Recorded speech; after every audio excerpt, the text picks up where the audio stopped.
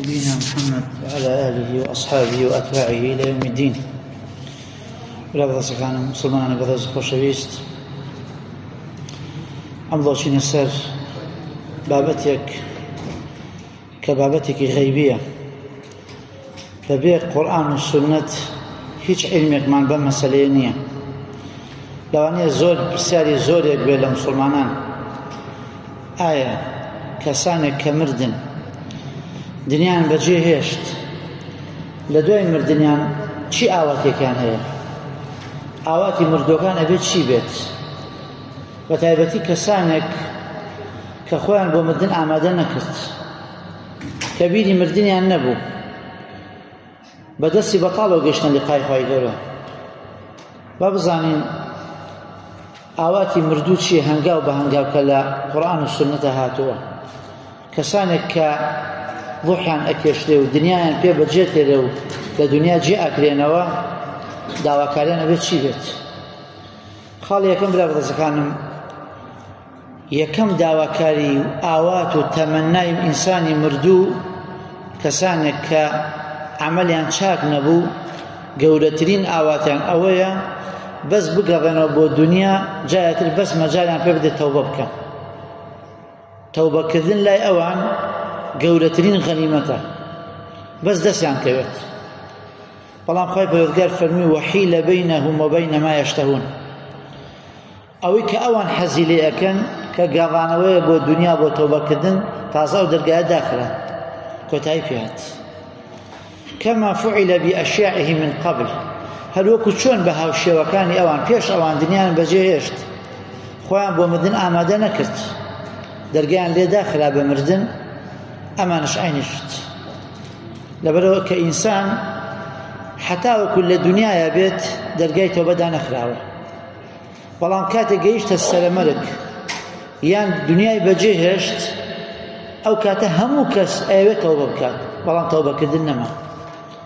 خوای پەروەردگار فەرمی وەلەیسەت التەوبەة للذین یعملون السەیئات، تەوبە نییە بۆ کەسانێک کە تاوان و خراپە ئەکەن حتى إذا حضر أحدهم الموت، حتى وكم مردن آمادة أبيت مردن آمادة قال إني تبت الآن، أي فرد قال إستا توباك توبة بوك سانني لكاتي السلامرقة كملائكة بنت ألا توباك بوشي ترش توبنيا ولا الذين يموتون وهم كفار، كسانك اشكابا كافري دنيا بجيشت توبة كدنيا كوتايفيات.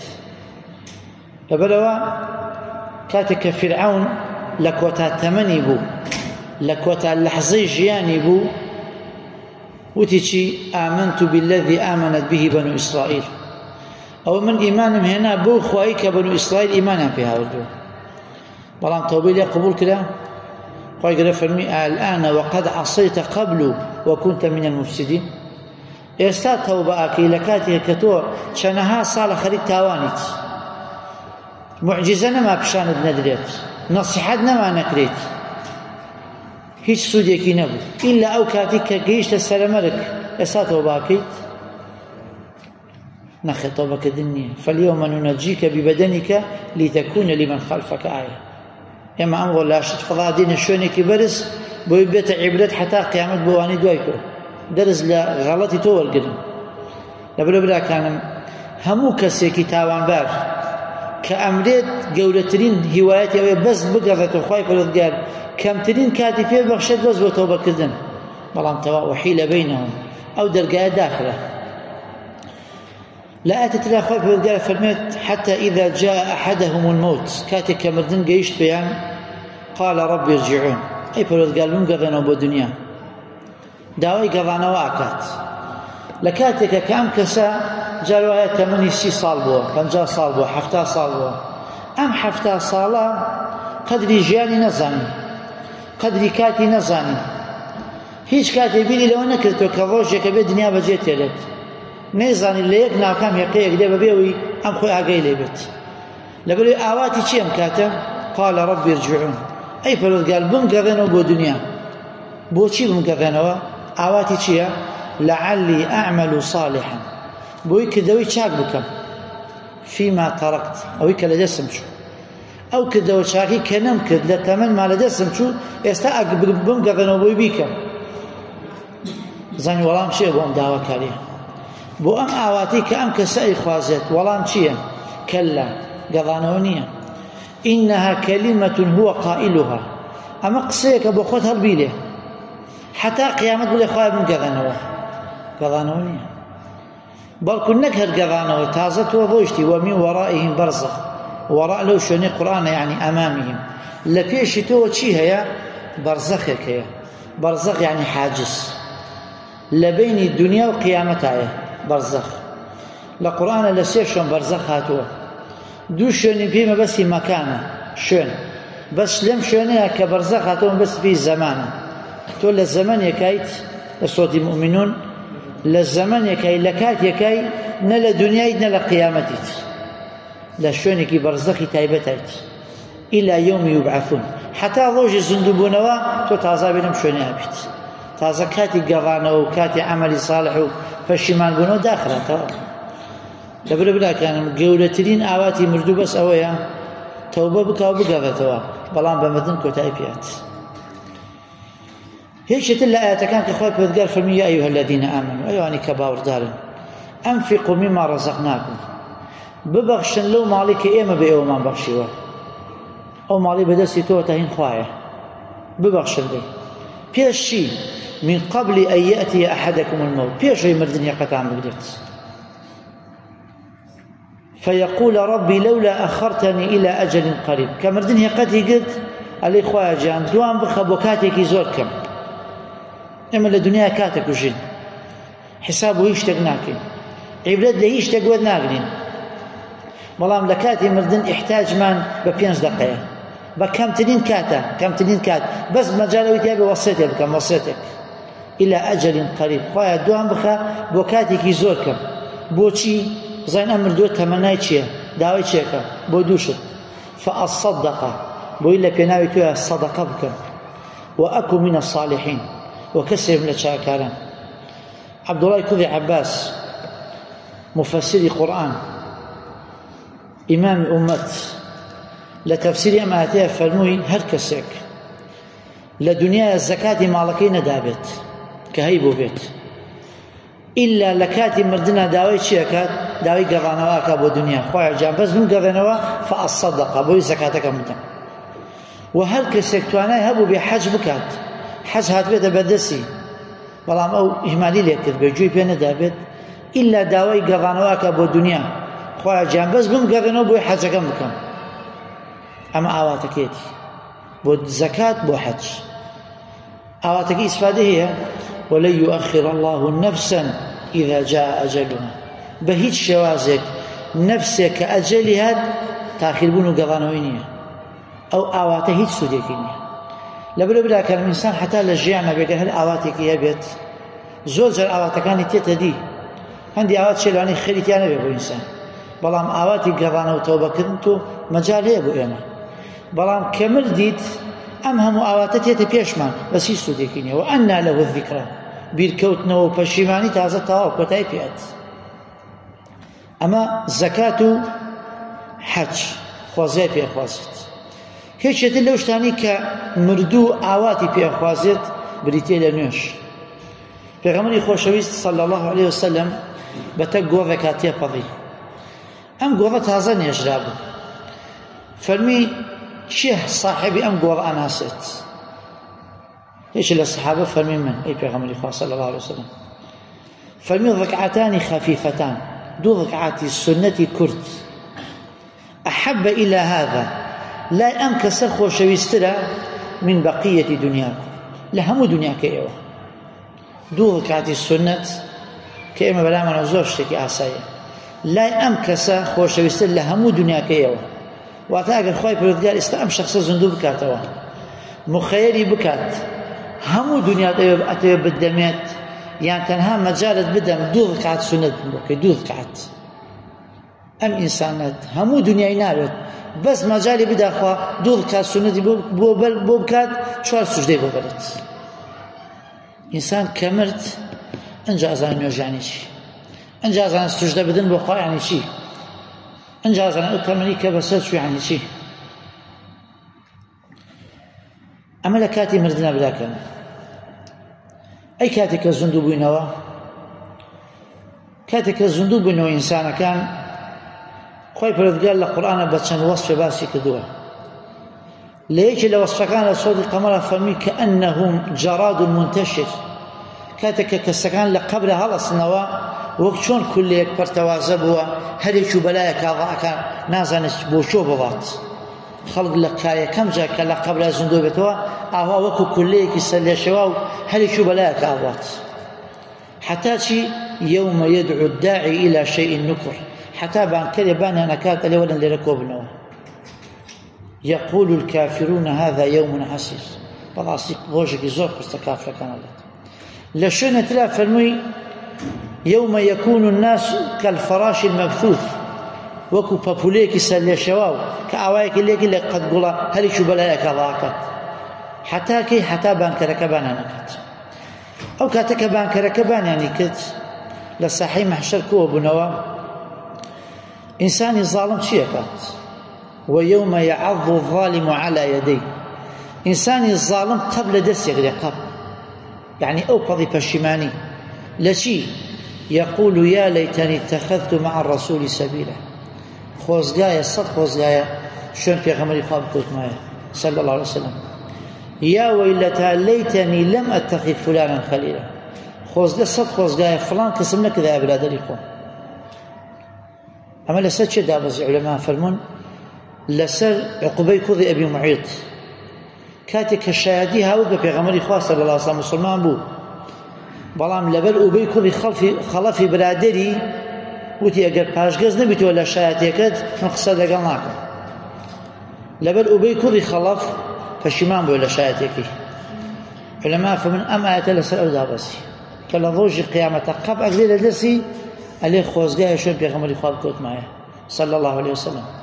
خوزقايا فلان قسم لك ذات هاوضيكم لقد أضلني عن الذكر بعد إذ جاءني، والله يقوم ضامي كذ لو الذكري كبوم هات كبينيتم تواضعي حقم دوزيوه طلع أونيشت أو بشيماني بلا كان.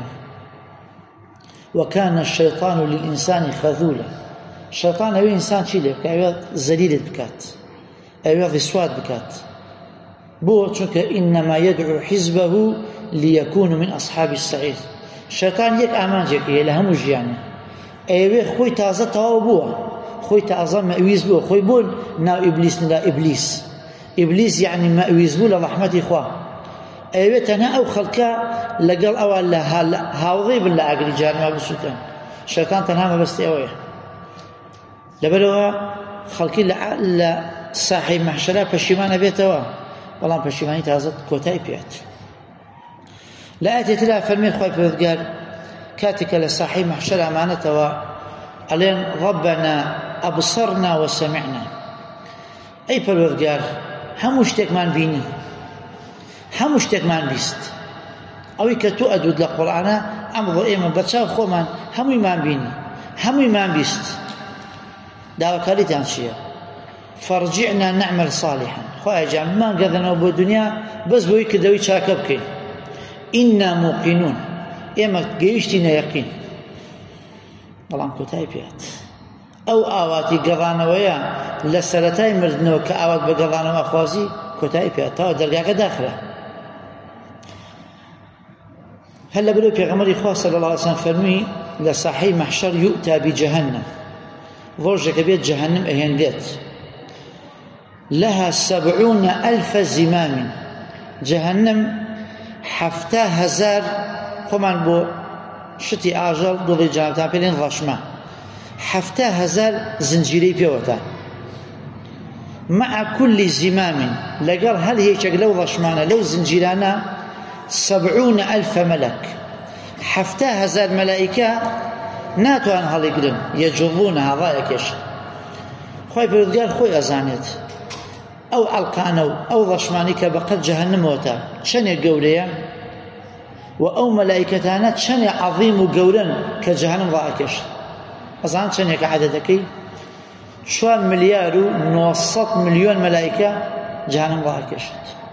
4,900,000,000 مەلائیکە. خۆی گەورە خۆی ئەزانێت چەندێک گەورن ئەو مەلائیکەتانە. ئەو ئەڵقانە چەندێ گەورن هێشتا ناتوان جەهەنەم هەڵگرن یەجوڵون هەڵایەکێش بۆ ساحی مەحشەر کاتێک کە خەڵکی ئەوە ئەبینێت ئەوە جەهەنەم هات وأسروا الندامة لما رأوا العذاب أو كاتك سزاكيان بيني أنجا أو نتر بشيماني دايقلت چیم کرد بخۆم چۆن لە دەستم چوو چۆن قەدری هیچ شتێکم نەزانی ئەم هەموو بانکەرە ئەم هەموو نەسیحەتکارە هەموو شتێ لە بەدەستم بوو هەموو شتێ ئاسان بوو حسابم بۆ هیچ شتێک نەکرد وأسروا الندامة ئەو کاتە بەڕاستی پەشیمانی دایەگرێت کاتێک کە سزاکەی خۆی بینی جەهەنەمی بینی وبرزت الجحيم لمن يرى جهنم ئاوا نیشانی خەڵکانێکە دێت بۆ چێ بۆ کەسانێک کە بیبینن بۆ خەڵکانێکیە جەهنم نەبینن ئەڵێن بەڵێ خەڵکانێکیە لە قیامەت چیەکرێن چۆرەکرێن قال ربي لما حشرتني أعمى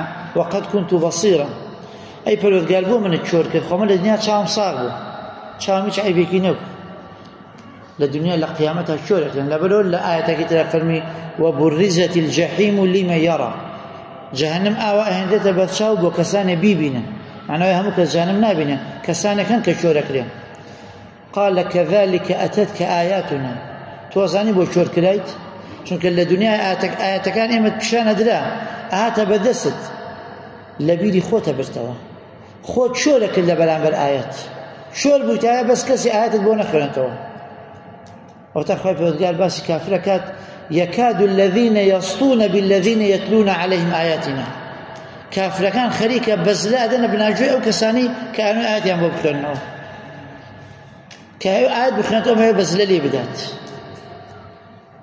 أيامود كاتب بيغمري خواه صلى الله عليه وسلم قال آيات يخلنوها لغوا فيه يو بكنا غلب غلب بوشي لعلكم تغلبون بوي بكنا الدنق وغلب غلب ضرب نصر قصي بيغمري خواه صلى الله عليه وسلم باجوتا لآيات نبت چونکە ئەترسان ئەگەر ئاەت گوێی لێ بگرن لی تێ بگەن ئیمان بێنن نە بکەنە غەڵبە غەڵب باجۆتان لێ نەبێت لە دنیا ئەوە حاڵیان بەڵام لە قیامەتە وأصابوا الندامة پەشیمانی ئەیانگرێت بەڵام هیچ مەجالێکش نەما يقول الإنسان يومئذ أين المفر ئینسان لەو ڕۆژەی ئەڵێ ئەی هاوار بۆ کوێ ڕا بکەم بەس شوێنێکم بوو دەزمە ڕا بکەم کەلا لا وەزەر تاوە ڕاکردن نییە خۆمە دنیا نییە براکەم لە دنیای ئینسان لە هەر شتێک بترسێت ئەتوانێت لێ ڕا بکات غالیبە بەڵام عولەما فەرموون ئەگەر ئینسان لەگەر لە خوا ترسا ئەبێ بگەڕێتەوە بۆ لای خوا چونکە ڕاکردن نییە لە دەست خوا ئەگەر لە خوا بترسێ بێ بگەڕێتەوە بۆ لای تەسمیری بیت بەڵام ئەگەر ئینسان لە زاڵمێ بترسێت لێ ڕاکات دەبێت لە قیامەتە عەلی ئەین المەفەر بۆ کوێ ڕا بکەم کەلا لا وەزەر ڕاکردن نییە پێشەوەی ئەمە هێشتان لە ساحەی مەحشەرە ئەی پێشەوەی بیانکەنە ئاگرەوە خۆی گەورە فەرمی ولو ترى إذ وقفوا على النار ئەی پێغەمبەری خوا صلی الله عليه وسلم ئەگەر کافرەکان ببینیت کاتێک کە لەسەر دەرگای جەهەنەم ڕاوەستاون هێشتا نەکراونەتە ژرەوە يقول يا ليتنا خۆزگایە بۆ یەک جار نوڕەت بەس بگەڕانەتەوە بۆ دنیا یەک جار بەس بگەڕانێتەوە بۆ دنیا ئەم جارە ولا نكذب بآيات ربنا قەت ئاەتی خۆمان بە درۆ نەزانایە بل بدا لهم ما كانوا يخفون من قبل ئەوەی کە پێشتر لیان شارابەوە حسابیان بۆی ناکرد ئێستا هەموو شتێک بە چاو خۆیان نەبینن بەڵام تازە پەشیمانبوونەوە هیچ سوودێکی نییە ئەم هەموو مەواقعانە چییە هەمووی مەواقعە لە قورئان هاتووە کە ئینسانەکان چۆن توش پەشیمانبوونەوە بن چۆن تووشەوە بن کە دەست خۆیان بگازن چیمان کرد بە خۆمان هەمووی مەرحەلە بە مەرحەلە باس کراوە تازە پەشیمانبوونەوە سوودی نییە ئەی کاتێک کە فەڵێ درانەوە ئاگرەوە خۆی گەورە فەرمی يعرف المجرمون بسيماهم مجرمەکان لە قیامەتە هەر بە دەم و چاویان ئەناسرێنەوە فيؤخذ بالنواصي والأقدام ئەکرێنە مەلایکێتە کاتە ناوچەوانە نە مەلایکێتە کاتە قاچانە بە فڕێدان دەنەوە ئاگرەوە کاتێک کە ناو ئاگر بوون چی ئەڵێن قالوا ربنا أمتنا اثنتين خۆیان جیان تو دوو جار ئێمەت مران وأحييتنا اثنتين دوو جارش ئێمە زیندوو کردەوە کوا ئێمە دوو جار مراوین دوو جار مردنمان بینی ئەڵێن بەڵێ جاری یەکەم کە نەبووین بە مردوو حسابین چونکە مردوو چیە؟ مردوو ئاسەواری نامێنێت و ئەشادرێتەوە کە ئێمە پێش ئەوەی ببین بە مردوو حسابین. ئەمە مردنی یەکەم. مردنی دووەم شەوەیە کە تۆ بوویت و خۆی پەروەردگار برانتی بەرەو قەبر و قیامەتت. ئەو دوو مردنەیە. و ئەحیەیتە نەفنەتەین، خوایە گیان تو دوو جار مرانمانت و دوو جارش ئێمە زیندوو کردەوە. زیندووبوونەوەی یەکەم ئەوەیە کە تۆ نەبووی خوا دروستی کرد. ئەی زیندووبوونەوەی دووەم ئەوەیە کە تۆی مران تۆی زیندوو کردەوە بۆ حەشر و حیساب. لەناو جەهەنەما چێڵن قالوا ربنا أمتنا اثنتين وأحييتنا اثنتين. خوایە گیان دوو جار مردنمان بینی، دوو جار زیندووبوونەوەمان بینی، هەموو شتێکمان بینی. فاعترفنا بذنوبنا. ئەی پەروەردگار ئێمە دانەنین بە تاوان خۆمانە، ئێمە تاوانبارین. فهل إلى خروج من سبيل. خوایە گیان هیچ ڕێگایەک هەیە ئێمە لە جەهەنەم دەرچین؟ هیچ ڕێگایەک هەیە ئێمە لەم عەزابە ڕزگارمان بێت؟ ڕێگا نەماتەوە، کۆتایی پێێت. لەبەرەوە داواکەن لە چێ؟ داواکەن لە مالیک. مالیک چییە؟ خازنی جەهەنەمە، ئەوەی کە سەرپەرشتیاری جەهەنەمە. وەنادەو یا مالک. ئاەتەکەی سۆتی غافر داوای دەرچوونیان کرد، بەڵام کە لە دەرچوون مەویز بوون اینجا داوای مردنەکەن. لە دنیای براکانم ئینسان هەموو هەوڵێکی بەس بۆوەی نەمرێت بژێت، خۆی ئەپارێزێت، عیلاجە خوات، هەموو هەوڵێکە گرێتە بەر بەس بۆی لاشەی سەلامت بێ لە ژیان نابێت، تەمەنای ژیانەکات. بەس لە قیامەتە ئینسان کە کەوتە ئەو حاڵەتانە گەورەترین ئاواتی بەس ئەوەی بەس بمرێت. ئەبروی کافر چێڵە یەقول یا لەیتەنی کونت تورابا. خۆزگە بمایەتە خۆڵ، خۆزگە بەس بمایەتە خۆڵ، ئاواتە خوازە بە خۆڵێتی بە مردن. داواکەن یا مالیک لیەقضی عەلەینا ڕەبک.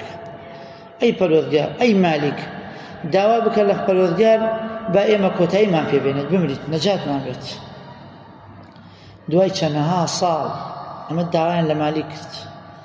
دوای چەندەها ساڵ وەڵام تێت، وەڵامەکە بەبزانین چییە؟ قال ئینەکم ماکیثون. سۆتی کۆتایی زوخرف. ئێوە بەردەوام ئەمێننەوە لەم شوێنەیە. لەبەرەوە کاتێک کە ئەم وەڵامەیان بۆ تێت اینجا فەئیذا هم مبلیسون. سۆتی مؤمنون. ئەو کاتە مەویستە بن. ئینسان ئەگەر لە دنیا لە هەر عەزابێک شاوێت بەس ئومێدێکی هەبێ بە قەد تروسکاییەک کە ڕۆژە لەم عەزابە ڕزگاری بێت، هەر ئومێدێکە، خۆشیەکە. بەڵام لە قیامەتە لەگەڵ عەزابەکەیە فەئیذا هم مبلیسون، تەواو مەویستە بن. هەر لەبەرە برا بەڕێزەکانم ئەگەر ئینسان لە دنیایە هەرچیە بکات، ڕوح و لاشەی خۆشی دابنات لە پێناوی خۆیان هەر بلاوەیە. هیچێک لە بێباوەڕان لە هیچە لە غەزاکانە دای لە هیچ لە مسلمانان کە دای لێ بە شمشێرەکە چۆبانسەری پێش ئەوەی ڕوحی دەرچێت، مسلمانەکە فریایە کەلیمەی قسەکەوت، فەرمی وەڵڵاهی لەقەد فوزتو، فەرمی سوێن بەخوا بەڕاستی بدمەوە کە ئەم کەلیمەی قسەی کردو ڕوحی دەرچوو. کابرای بێباوەڕەکە بەلایەوە زۆر سەیر بوو، لێ باشە من کوشتم، ئەوە تا دامری تاو دنیای بەجێهێشت، ئەم قسەیە چی بوو کردی؟ وەڵڵاهی بدمەوە. چوو پرسیاری کرد لە هاوڕێ و کەسەکانی خۆی، وەڵڵاهی من شتە زۆر سەیرم بینیوە، من لە یەکێ لە مسلمانانمدا کوشتم، پێش ڕوح دەرچوونی وتی وەڵڵاهی لەقەد فوزتو، وەڵڵاهی بدمەوە. وتیان کاک مەبەستی ئەوەیە ئەم کەسە بە مردنی شەهید بوو، گەیشتە لیقای خوا. کە ئینسان بە سەلامەتی دنیای بەجێهێشت تەوا براوەیە بۆ ئەو کێشە نییە دنیا، هەرە بێ بەجێی بێریت. ئێستانە 10 ساڵ بۆ چۆڵن ئەم دەموچاوانی کە ئێمە ئێستا یەکتر لێبینین العلم عند الله 50 ساڵتر لەوانی هەر هیچێکمان لە قەبرستانە بین، تاو ژیان بۆ کەس نامێنێت. ئەم کەسە فەرمی وەڵڵاهی لەقەد فوزت، بدمەوە. ئەم کابرای وتی وەڵڵاهی دینێک ئەمەنە گرنگ بێ لە دڵی هاوڵەکانیە کە دنیا بەجێ بێڵێت بڵێ بدمەوە، وەڵڵاهی دیارە ئەو دینە حەق، وەڵڵاهی بێ منش ئیمان بۆ دینێ بێنم. لەسەر ئەو کەلیمە قسەیە خۆی پەروەردگار هیدایەتی دا موسڵمان. هەلە برە براکانم ئەگەر ئینسانی موسڵمان خۆی گەورە موفەقی بکات قەدری ئەم ژیانە بزانین، قەدری کاتمان بزانین، ئەم ئاەتانی کە باس کراوە بۆچی بۆ ئێمە باس کراوە؟ بۆی هیچێک نەبین لەو حاڵەتانی لەوانە نەبین کە پشیمان نەبینەوە. ئەگەر ئێستا ئیشی خۆمان ببینین بە ئیزنی خوا لەو کەسانە نابین کە پشیمان نەبینەوە. ئەمانە بۆ کەسانێکن کە حسابیان بۆ ئەو ڕۆژە نەکرد. آخر قولی ئیمامی عەلی ڕەحیمەه الله، ئیمامی عەلی لەگەڵ چەند هاوڵێکە چووە دیار قەبرستان، بە هاوڵەکانی فەرموو برادەرەکانی، فەرمووی ئەگەر ئێستا هەر یەکێک لەم مردووانە زیندوو بێتەوە پێی بڵێن کاکە یەک نەسیحەتێکمان بکە، نەسیحەتی تۆ یەک کەلیمەیە قسە بێ بۆ ئێمە، زیاتر نا، کورت و پخت چیمان پێڵێت؟ وتیان نازانم. فەرمی من پێتان ئەڵێم یەک کەلیمەیە قسەمان پێکە ئەو مردووە، نەسیحەتی مردوو بۆ ئێمە تەنها ئەم وشەیە. فەرمیان چییە؟ فەرمی پێمان ئەڵێ وەتەزەوەدوا، زاد کۆکەنەوە، زاد بەدەست بەتاڵی مەیەن، فەئینە خەیڕە الزادی تەقوا، چونکە بەڕاستی باشترین زاد بۆ ئەو شوێنە لە خواترسانە. هەر کەسێ زادی پێبوو بۆ ئەو شوێنە بە ئیزنی خوا بە مردنی نەجاتێ بێت، بە مردنی خوای پەروەردگار ئەو قەبرەی بوو ئەکات حتا چاوی بڵکات ئەو ماڵی تۆیە، بە مردنی نەجاتێ بێت. بەس هەر کەسێ بەبێ زاد بگاتە ئەو شوێنە بە مردنی تووشی هەموو نەهامەتیەکە بێت.